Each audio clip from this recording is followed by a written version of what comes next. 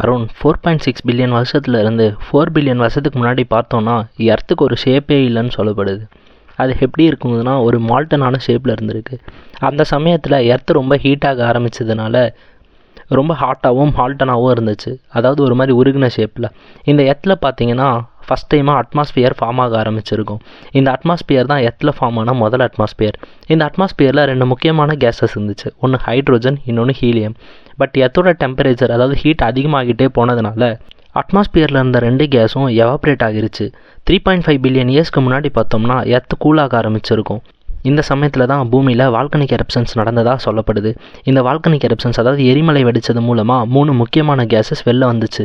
அதாவது carbon di oxide, இன்னொன்று nitrogen, அப்புறம் வாட்டர் வேப்பர். இந்த 3 கேஸஸும் சேர்ந்து ரெண்டாவதாக இன்னொரு அட்மாஸ்பியரை ஃபார்ம் பண்ணியிருந்துச்சு. இந்த சமயத்தில் ஒரு பெரிய ஆஸ்ட்ராய்டு வந்து பூமியை மோதினதாக சொல்லப்படுது. இதைத்தான் நாம் செலஸ்டியல் இம்பேக்ட்னு சொல்லுவோம்.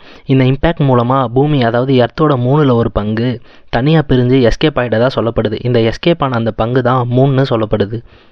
இந்த ஈவெண்ட்டை தான் பிக் ஸ்பிளாட் ஈவெண்ட்னு சொல்லுவோம்.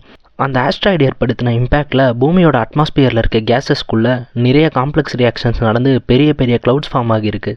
அது மட்டும் இல்லாமல் மில்லியன்ஸ் ஆஃப் இயர்ஸ்க்கு மழை பெஞ்சிருக்கு. இதனால் பூமியோட அவுட்டர் சர்ஃபேஸ் மட்டும் நல்லா கூல் ஆகிட்டதாக சொல்லப்படுது. ஆனால் பூமியோட இன்னர் கோர் இன்னும் ஹீட்டாக தான் இருக்குது.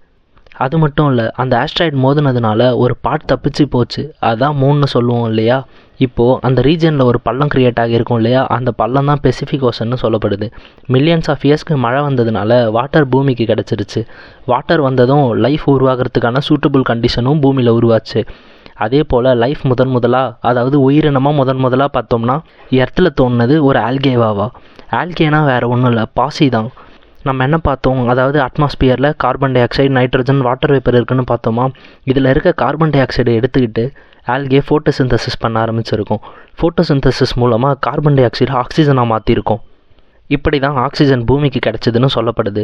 வருஷங்கள் போக போக பூமியில் இருக்க கார்பன் டை ஆக்சைடோட லெவல் ஆல்கே எடுத்துக்கிட்டதுனால குறைஞ்சி 0.03% வந்துட்டதாகவும் ஆக்சிஜனோட லெவல் ஏறி 21% வந்துட்டதாகவும் சொல்லப்படுது. ஸோ முதலாக லைஃப் ஃபார்ம் ஆனதே ஆல்கேனால தான் சொல்லப்படுது.